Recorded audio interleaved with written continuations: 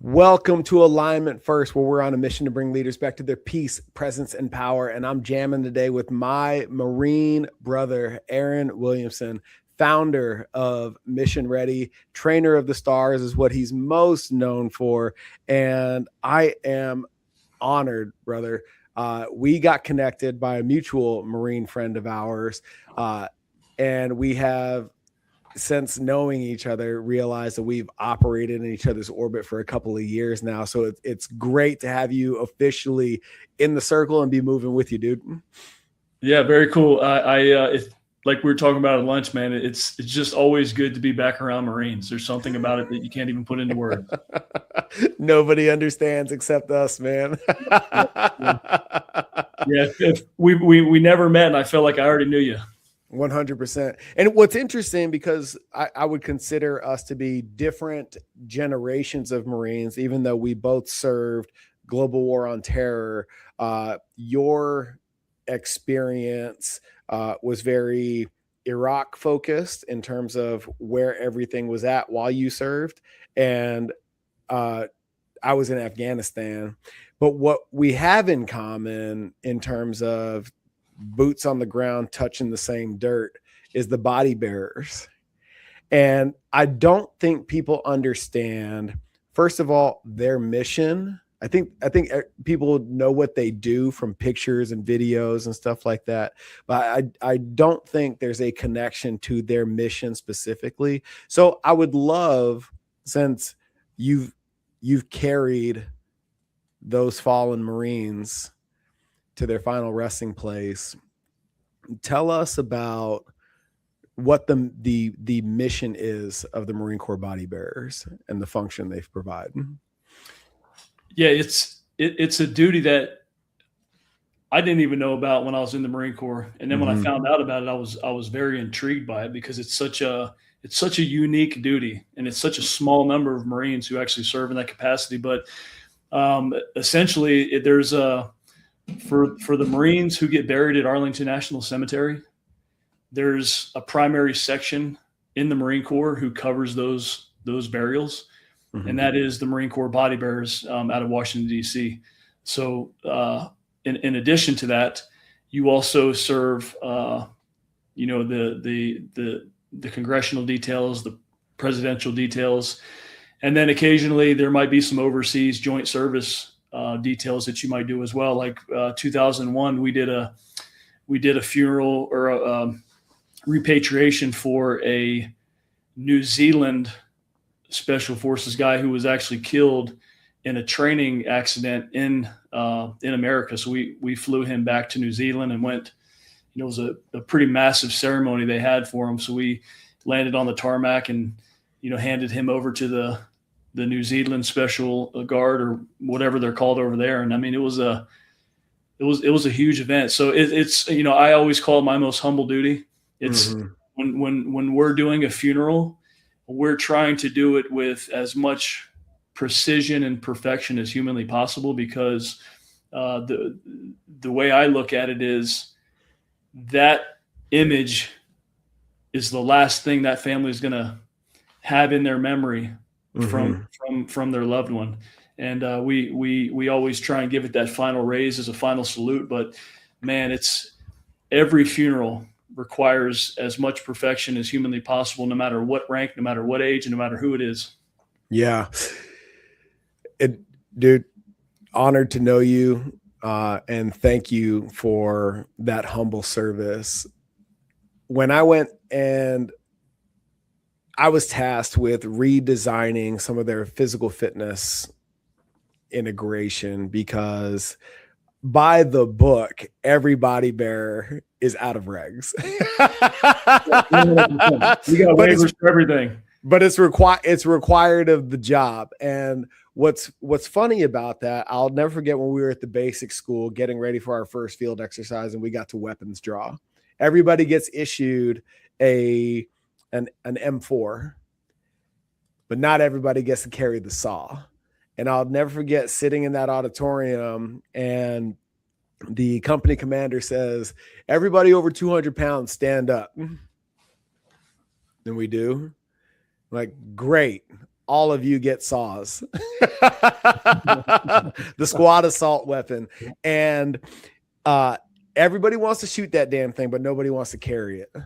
And I'm curious as it pertains to the body bearers, is that kind of how the selection process works, or is there like a qualification to become a body bearer?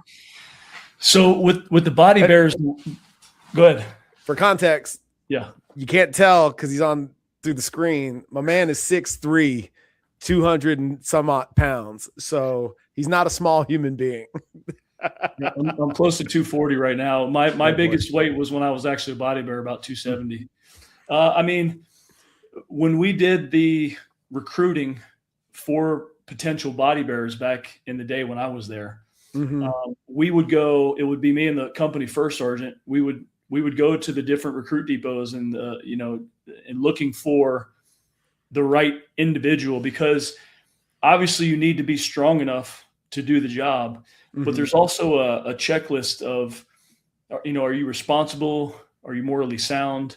Can you handle the responsibility? And just so it's like a checklist of looking for the most perfect Marine, essentially, is what it comes down to. And, obviously over the course of time since I've left, the things have changed a lot, and that's not exactly the same checklist anymore.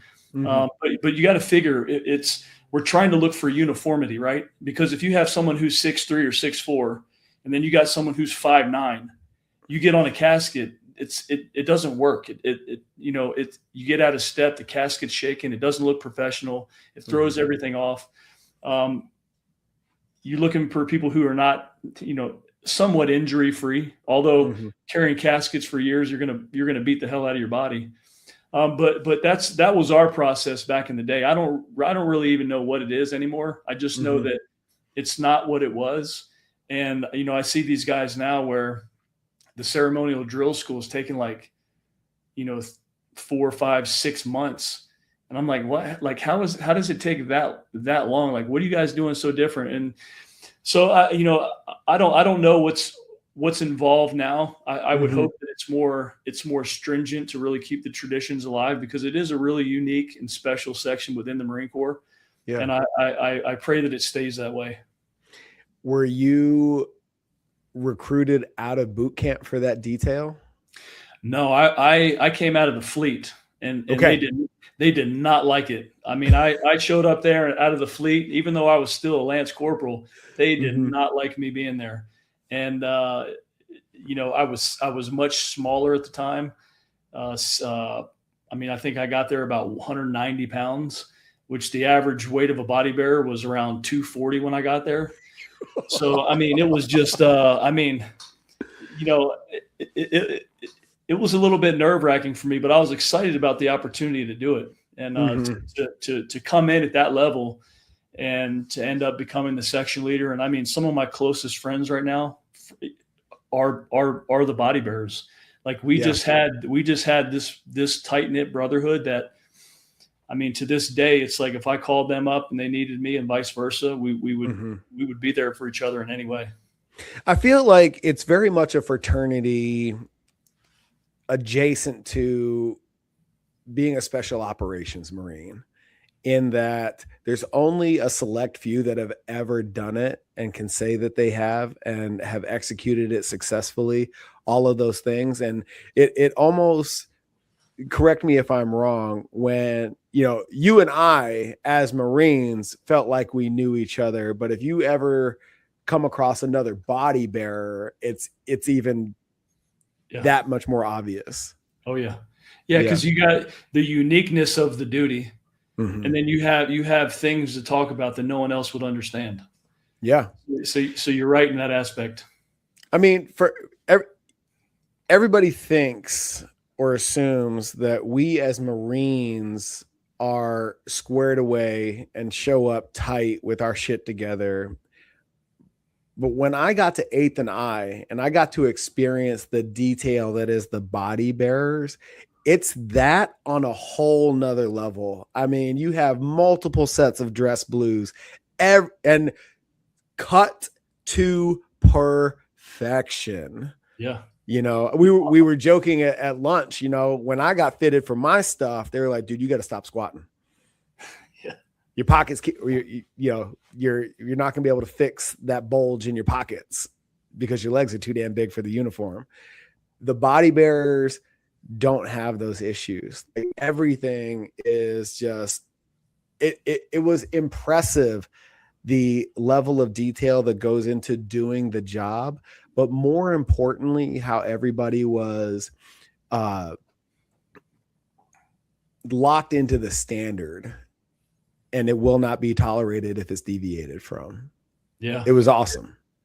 Yeah, I mean, I don't know if the same. I'm really curious if the same guy does the tailoring, but literally right across the street, there's a little tailor shop run by a guy named Mr. Yee, and I mean, the fact that I remember that says a lot. You know what I mean? Oh yeah, we were always over there getting alterations because as you grow, like for me, I had a lot of alterations. You put on 50 pounds, Doug. Yeah. So I mean, like we get elastic put in the dress blues because I've seen firsthand on funerals what happens to the dress blues when they're not fitted properly. I mean, the whole back just completely splits down the middle. Mm-hmm. It's not a good look on a funeral. No, definitely not. Holy shit, that's crazy. But one thing also too, yeah, the reason why, you know, it's funny to talk about, but literally the reason why is you have to be prepared for any casket that comes your way, not knowing how heavy it's going to be. In addition to that, not knowing how far you're going to have to carry it. So there's a strength and endurance piece to this that is extremely important, right? So what I mean by that is we've had, like, there was one specific funeral that stands out it was just a regular standard funeral. And I don't mean that in a downgraded way. I got you. Yeah. We have standard funerals, full honors funerals, dependent funerals. So they're all different. This funeral, a standard funeral, normally once a Marine's in drill school becoming a body bearer, once there's a level of growth in his ability to do funerals, we'll bring that person out on a real funeral to do, and he'll be the junior man. And we just happen to have this one standard funeral, and we're standing at parade rest, and eyes locked forward, but then you just see the hearse coming by dragging, and we're like, what? In my mind, it's like, this is not good, because normally, like, you don't often see a hearse with the back of it dragging, right? Right. So this just happened to be a time where the actual casket itself took two people to get it out, even though it was on rollers. Normally the funeral rep just pulls it out. So this casket was reinforced with marble. Not only that, but we had to march, I want to say, about 50 yards with it. Oh my gosh. So, there's a piece of this whole thing about being big that's really important, but also not being big, but also having the endurance, which is probably why I'm sure when you got involved doing what you did helped with that conditioning piece more, because at the end of the day, it's like, the section's a bunch of meatheads, just guys who really love lifting weights. Right. And it's where I fell in love with it even more. But you just never know what you're going to get. And then when you go into the lower parking garage, we got like, when you walk down there and you look, people are like, they don't even want to go down that way because you just see caskets everywhere. You know what I mean? It's a really weird feeling. The dim lights, you hear the water dripping. But you're prepared to carry the heaviest of the heaviest, and for as long as you can possibly carry it. That way, when you get whatever scenario thrown at you, you're prepared for it. Right. Yeah, it is something that just flies under the radar that I don't think very many people are conscious of. It's not just being strong, but to your point, you got to be prepared if that's what you're called to do, to move that thing and cover some ground with it. Yeah. It was really interesting. Because when you say the C word in that room, like I felt all those Marines, the walls went up like conditioning. That's not what we're here for. Yeah, but it's something I wish we probably would have or should have focused on more. Because like I Yeah. say, when you're carrying a when you're carrying heavy weight, Yeah. it's not too bad for short distances. When you get to that long distance, Yeah. for instance, there's been times where we've done full honors funerals with the commandant of the Marine Corps there standing behind the casket, and literally you take the casket out of the hearse, you're walking for you don't know how long, and then you got to stop right in the entrance of the cathedral, and then literally you're just marking time, waiting for everyone to sit down, and then you're looking at the long route that you had. Like there's a lot to it, man. What's showing up for me is sitting there teaching these guys about the ABCs and 1, 2, 3s of nutrition and eating right and all that kind of good stuff. And I'm not a small person, and I felt tiny in that room. And I'm curious from your perspective, and I've done one funeral detail. I've taken that flag and I've handed it to a widow of a fallen Marine. And it was heavy emotionally.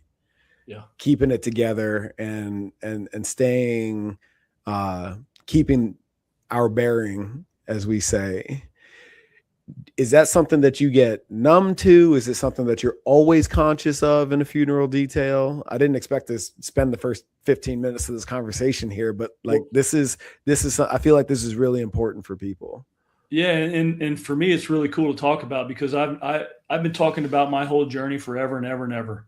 Like for years now, I've been talking about all this stuff, and most people tend to focus on the Hollywood piece, and then maybe they touch on the body bearer piece a little bit. Most people want to know about Iraq and stuff, but I like to actually talk about the body bearer piece more, because it's something that's not very familiar to people, and it's a really important aspect of what we do in the Marine Corps to honor the fallen. Yeah. So I don't know, man. It's you don't get numb to it.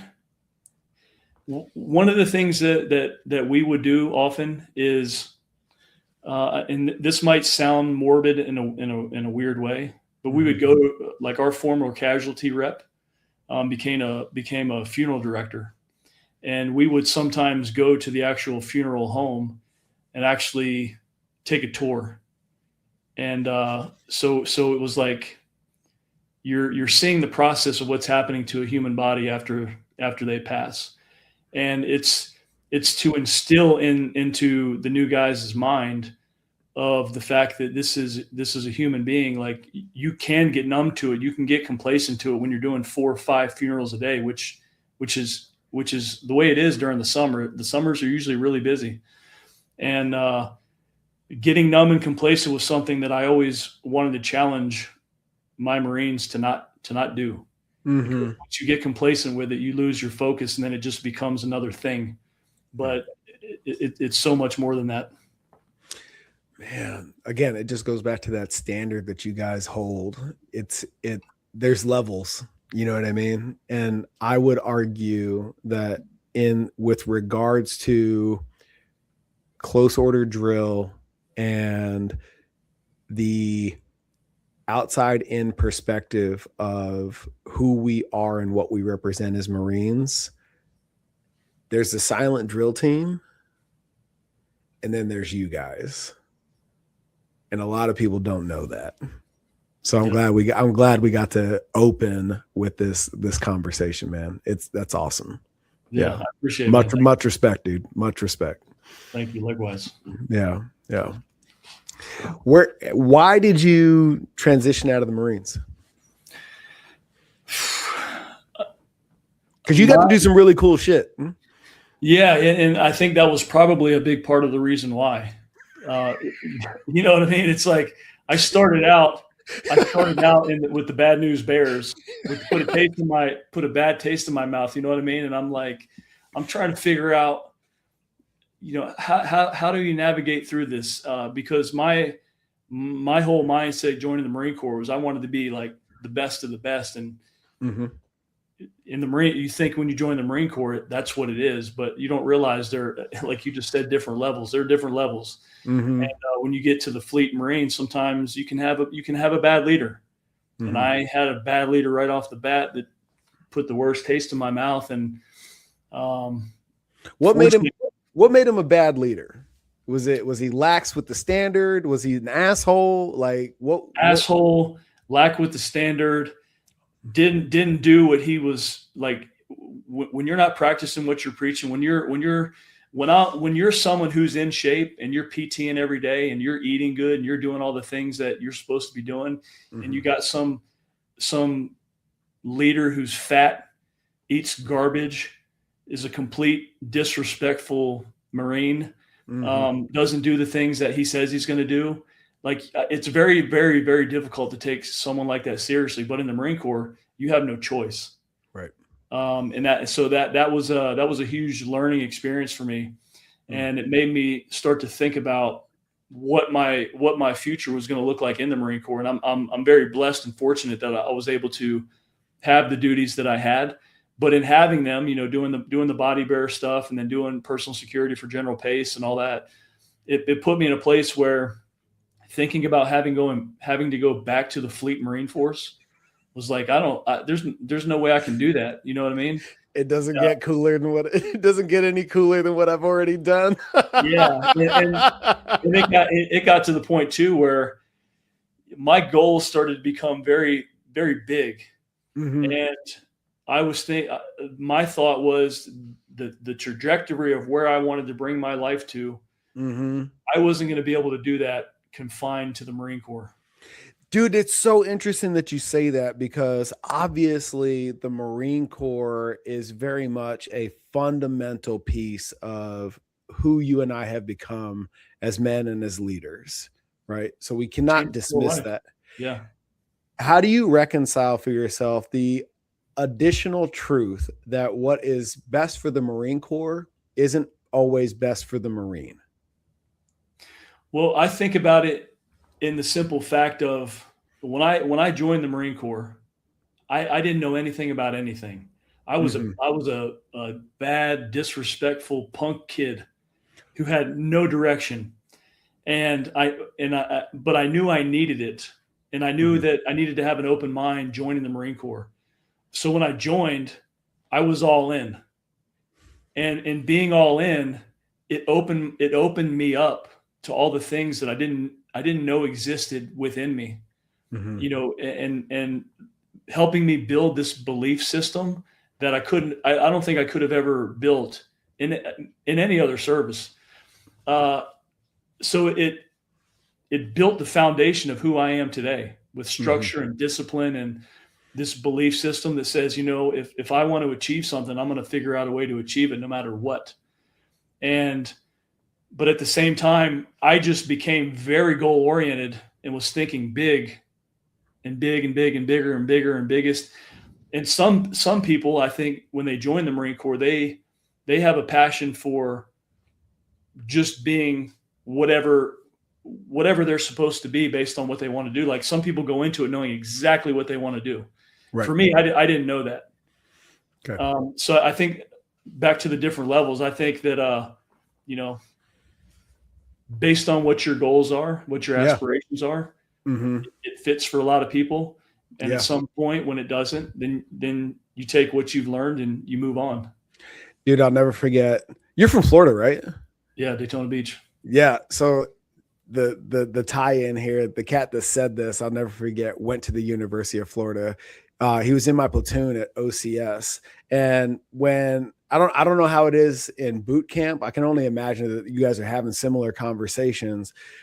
Everybody's trying to figure out somewhere along the way, first of all, what mistakes did I make in my life to get to this place?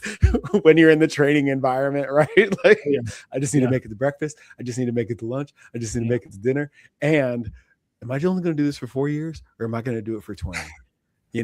And we're having that conversation, and Lieutenant Taylor, Candidate Taylor at the time, put it the best I'd ever heard it said. There's so much wisdom in this. He's like, dude, I have no idea if I'm gonna do it 4, I'm gonna do it 20. I'm just gonna do it till it ain't fun anymore. And that became my North Star. I'm going to squeeze every bit of juice out of this experience, leave no stone unturned to the best of my ability. And when I run out of fun, and I had a good time, dude, when I run out of fun, that's it. And if that takes me 20 years and I keep having fun, then so be it, you know? Yeah. And I think that's a different way of saying what you're talking about in terms of my vision got bigger and I wasn't going to be able to fulfill it if I stayed in the Marines. Yeah. Yeah. 100%. You know, it's one of those things where there are just so many different routes you can take. There's so many different pivots you can take, so many different places you can go and be and spend time in. And but yeah, I did.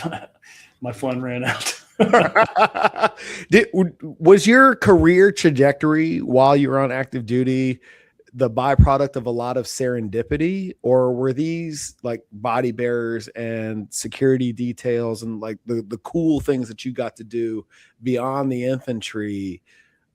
Were you looking for those opportunities, or did those opportunities find you?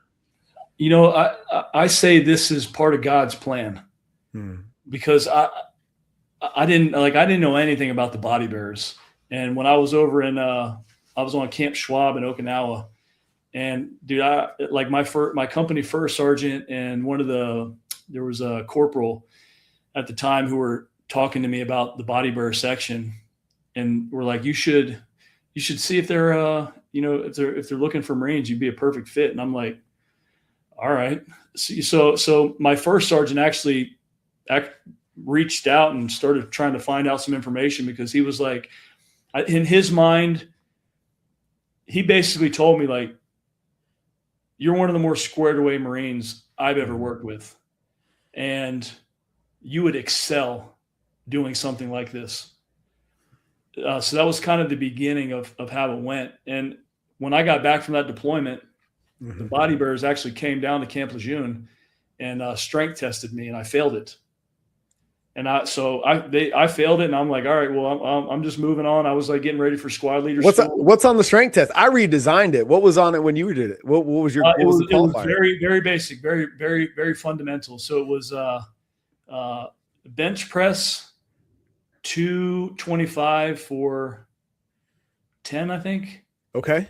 Like behind the neck, 135 shoulder press for 10. And then it was, I think it was like barbell curl 135 for 10. I mean, it was all super, super basic stuff. Right. Those are superhuman numbers, though. Like what you just described is normal. It's superhuman out here in the real world. That's what I'm talking about. Like the standard is just, there's levels, dog. There's levels. Wow. So you fail. Yeah. And you ended up a body bearer anyway. So what happened in between? Did you get rescreened? No, I was actually getting ready for squad leader school. And then I think I was about a week or two away from leaving. And I got called down to the company office. And they were like, hey, when do you want to take leave, or how long you want to take leave for? And I'm like, what are you talking about? I had no idea. They're like, you got cut orders to the body bearer section. Oh, you got selected anyway. Got selected anyway. Yeah. That's awesome. That says so much about your chain of command's belief in you and your character. Well, the funny thing that my platoon commander, who refused to let me take the recon indoc, still tried to fight me, not letting me go to this. And I'm like, man, you're just why?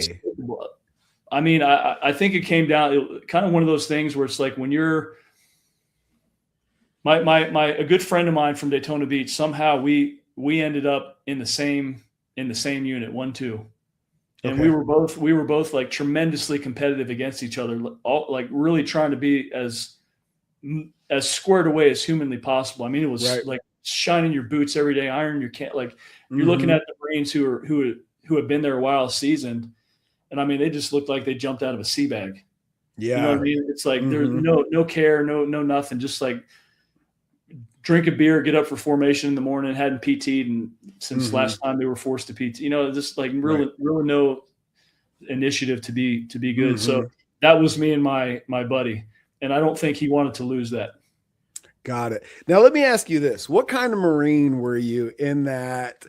If you hold the cats that are cut from your cloth that hold themselves to a standard above most as an individual, are you also that Marine that starts almost every engagement with his commanding officer with all due respect, sir, which subtitles means go fuck yourself. Do you call, were you one to call your hire out on the carpet in turn if they fail to meet standards?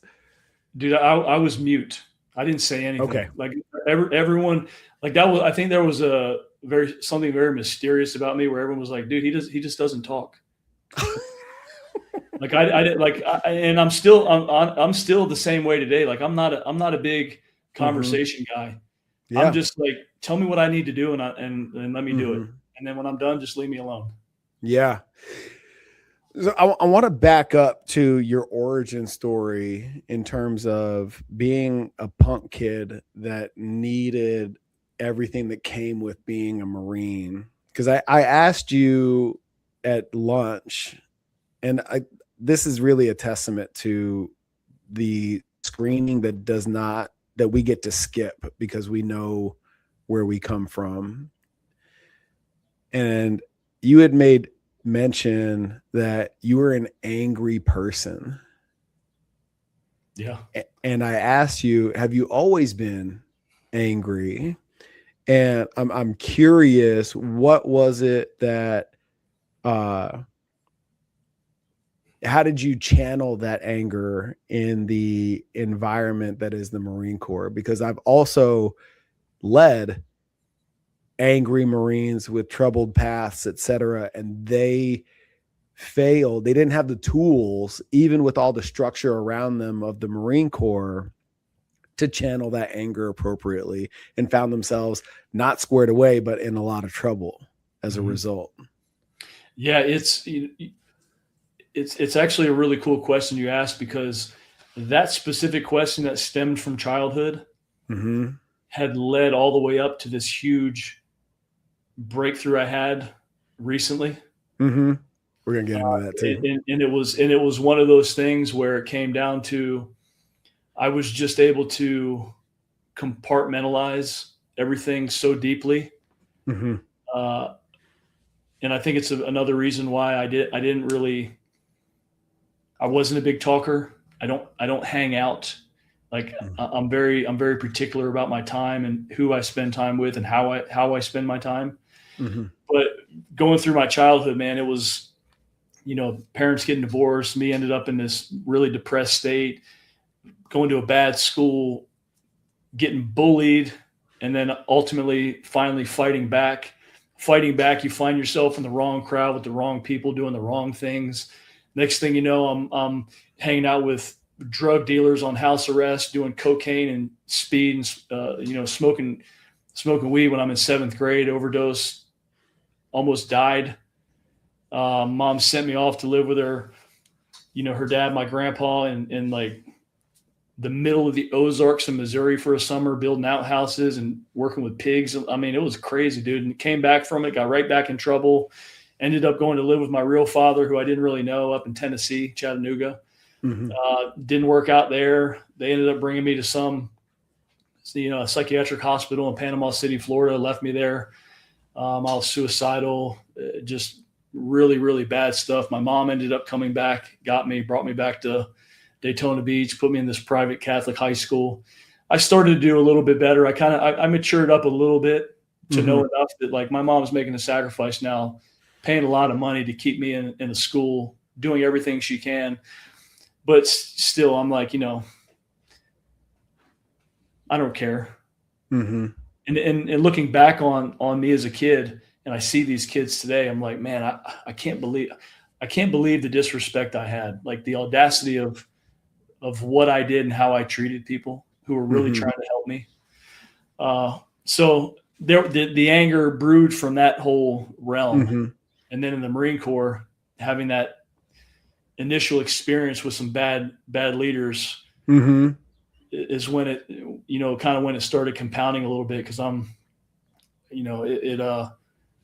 I don't know. I kind of went off on this little journey of my own where I'm like, let me just find out who I really am and what I can actually be.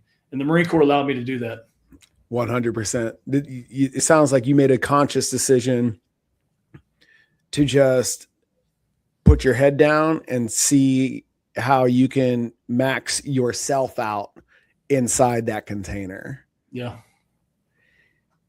And you just recently, this year, the Ibogaine? Yeah. You just recently, for everybody that's had their head in the sand in the Rogan sphere as of late, the president is pushing forward the Ibogaine initiative that was started by Governor Perry in the state of Texas, and it's something that has, to my knowledge, has been relatively underground in the veteran community, and everybody, they're going down to Mexico for facilitation, and it is changing the game on so many levels, not just PTSD in isolation, but just the total human of who we experience of who we are. And having had that experience, walk me through the awakening that you had that left you open to having what I know to be a really heavy experience. Yeah. I've been carrying around so much pain for so long. I've been massively successful in my, entrepreneurial journey, so to speak. However, the pain that I was holding, there was so much of it, and it was so deep that looking back on it, it prevented me from actually achieving all the things I wanted to do. I just didn't realize it at the time because of how shut off I was to everything. But that was my way of just coping with things that I didn't want to be around, people I didn't want to be around, things that I couldn't make sense of, that didn't fit the way I see life. Hollywood, for example, great success, wrong environment, wrong people, shallow, materialistic, superficial. It's just been consistently stacking one after another, and had some bad business partnerships recently, post-COVID, when I was maneuvering out of Hollywood, trying to figure out what to do. So the reason I'm saying all this is for context, because I didn't just say, yeah, I'm going to go do, Ibogaine in Mexico. Let me see what this is all about. It was medicine for a while. Okay. Did psilocybin, did stellate ganglion block, was dealing with all these post-traumatic stress modalities that were supposed to help people. They were all very short-lived. And I was like desperately seeking something to help me, because I knew there was something really deep in my mind that I just could not access no matter what I did. And so I got the opportunity to go down to Tijuana with Ambio Life Sciences. They're kind of they are the leader in the Ibogaine space. Okay.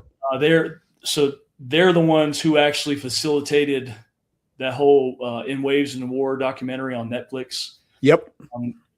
Conor McGregor, all the big names have typically gone to Ambio. So they're the level of professionalism, by the way, with Ambio is like mind blowing. It was the experience that I had down there was probably one of the best experiences I've ever had, because not only was it life-changing for me, but there was so much care by their medical team. And it's a medical process. It's not like you're just going down there into some little, hut down there and going to smoke some weed or something. It's a serious thing. So I had to get blood work done prior with an EKG.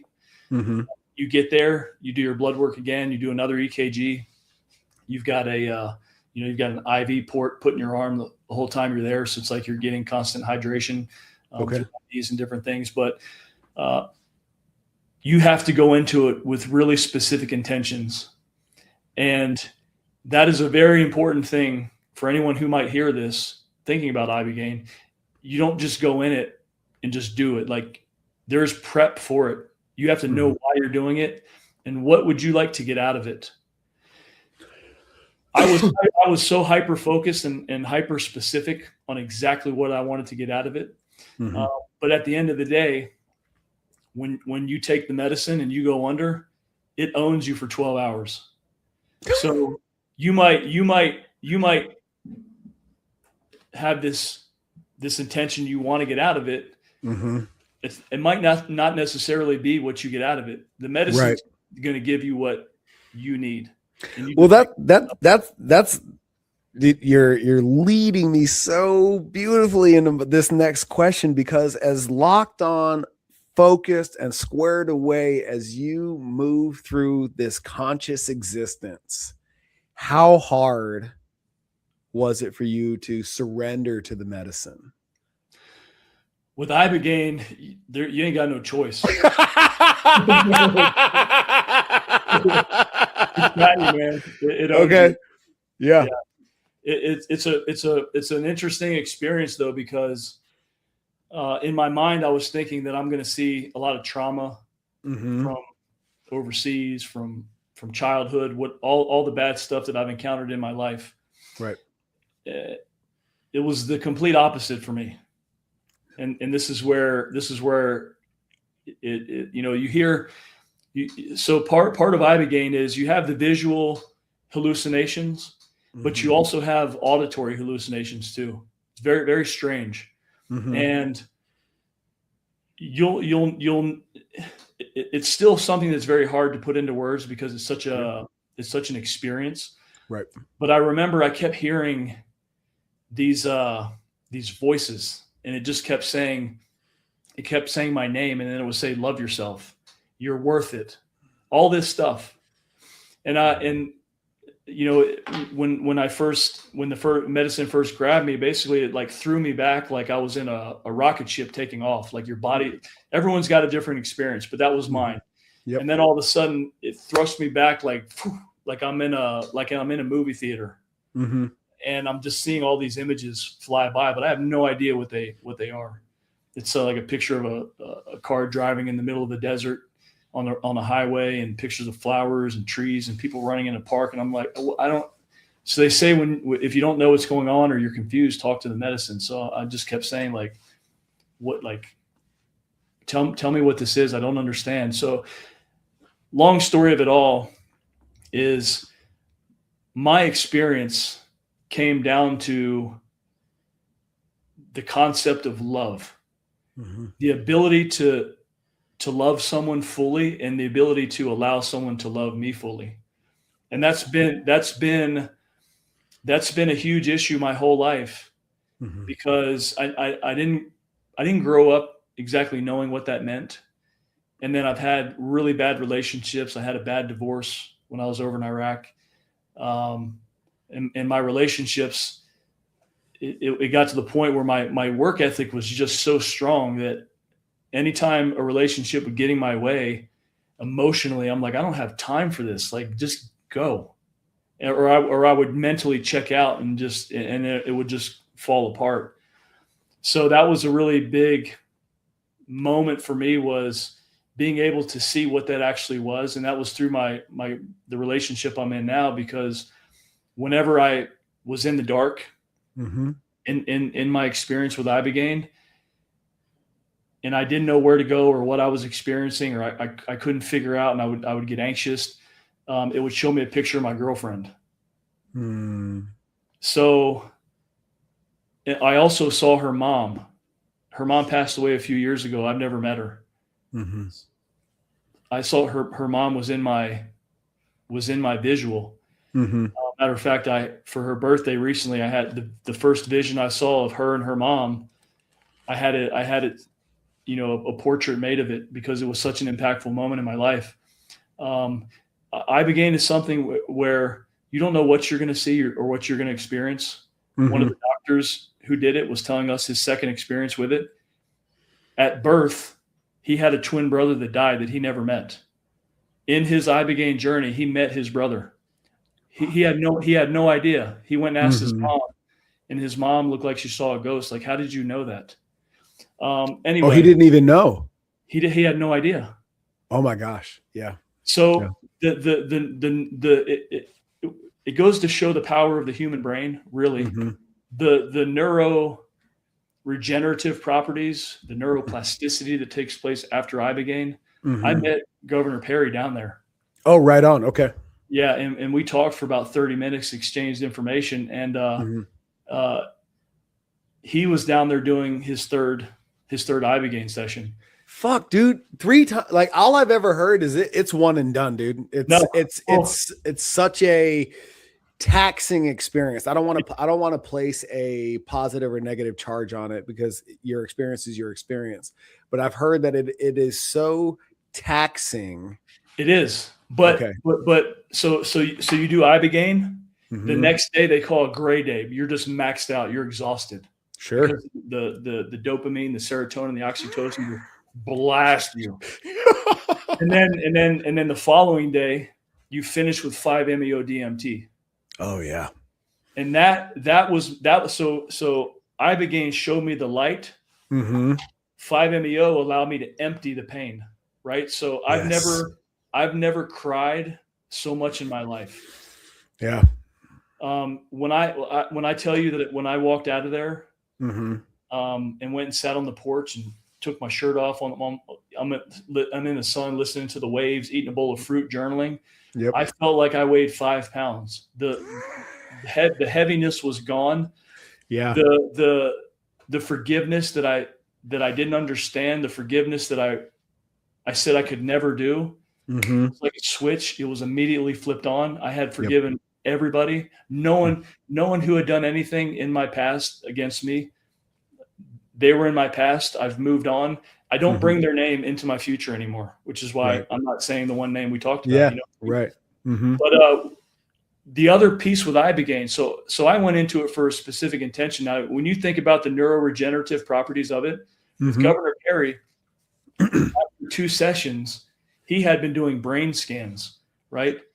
So his prefrontal cortex had improved after 2 sessions by, it was something like over 25 or close to 30%.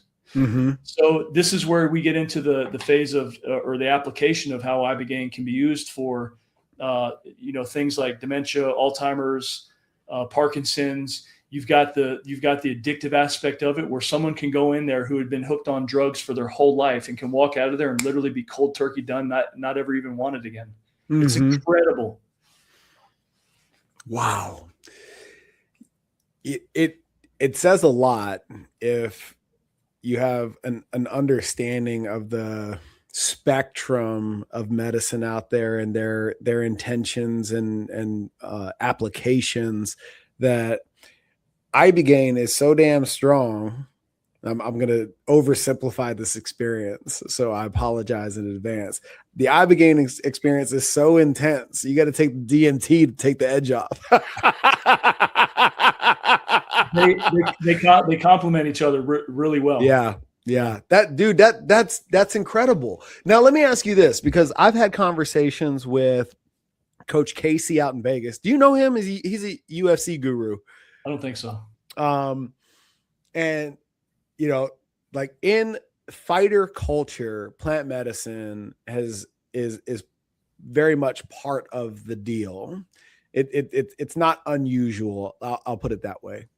And for the fighters that he works with specifically, he will not work with them if they engage in plant medicine use, because it's his theory that because of all that release, that is 100% a positive outcome of these experiences. So as far as the fighter is concerned, the unintended consequence of that release is the dog in you goes with it. When you started saying that, I knew where you were going with it, because when I got out of there, and I remember writing this when I was journaling, was I can see why people after doing an experience like this, leave everything they're doing and go down a completely different route, because the level of peace and clarity that you encounter is something that you can't even put into words. I mean, it is just so indescribable. Like, you don't have your phone the whole time you're there. Yeah. And dude, when the last day I was there, I was happy to get back to, to be at home. But at the same time, I had this bit of question around how do I integrate this type of peace and clarity into my life? Because I know as soon as I get back, you got the phone, the computer, the laptop, the podcast, the this, the that. Everything is so tech based right now. We're connected to everything, and I was worried about that. So I've been really focused on the integration piece post Ibogaine. Yeah. And because the neuroplasticity is around 3 to 5 months or 3 to 6 months, depending on the person. So I'm still in this phase where I'm just like I'm in like this crazy creative mode right now. It's an amazing thing. That's awesome, man. So there's the dog, I need to prove myself to myself and others, the competitive aspect of it. Let me ask you this, from your lived experience and the integration season that you're in right now, how is your ambition compared to what it was prior to Ibogaine? My ambition is still astronomical. Okay. It's what's shifted is the fact that I look back on my past experiences, and I've made a commitment to myself that I will never allow anything like those things to happen again. So there's a lot more awareness now, where I'm at a place now where there's no compromising anymore, because I know exactly where I want to go to, and as long as I can stay really clear about it, then I'm still going to achieve it. So I'm not anywhere near where I want to be right now. And again, it's just like, this is just another next level for me. Dude, that is awesome. What I'm hearing from you is that your ambition is intact, but you have so much more intention that is almost like a container, a channel for that ambition, where it obviously wasn't misguided for all the things that you've accomplished and the laser focus that you possess. But now you just have so much more intention to drive that ambition in a way that serves the higher, best version of Aaron. Yeah. I've been so used to operating in chaos for so long. Yeah. And it's one of those things where I realized that patience has not been my strongest suit. So when I'm jamming on something and I'm not seeing progress where I want to see it, I'm like kicking different doors open and kicking all these doors open. It's almost like a test in life to see how bad you really want the main thing you want. It's like, I really want this, but because of my lack of patience, let me take my foot off the gas a little bit and open these doors and go down this a little bit. So it's these little constant distractions that I've allowed to really interrupt the one primary thing that I wanted in my life. And right now, those doors are still there. Like, I can hear people knocking on them. You know what I mean? Like, I've turned down some Hollywood stuff right now. I've turned down some business stuff because I'm just not willing to do that anymore. I'm not willing to play that game anymore. Granted, there are some circumstances where it could be, but again, the level of clarity I have, I'll know when it's right.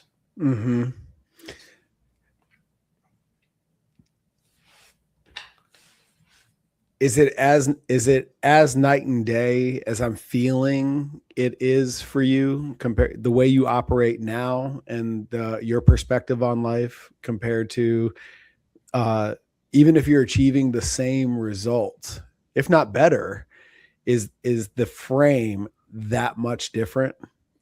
Yeah, it really is. And I think the biggest takeaway from Ibogaine and that whole plant medicine experience was the realignment of my ego.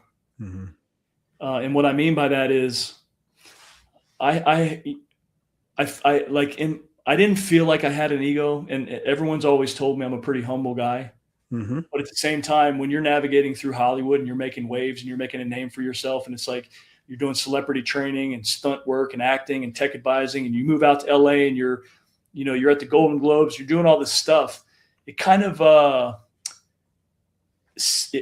like figures out, it gets in there, and you have a little bit of it, whether you want to admit it or not. Oh yeah. And I kept trying to phase out of fitness because the acting thing became so much more important. Fitness was something I never wanted to share. But when I was homeless, I just did it out of desperation, which led me to the Hollywood route. And I mean, 2020 was mapped out to be my biggest year acting. And when COVID hit, wiped it all out, the epiphany for me was, you know what?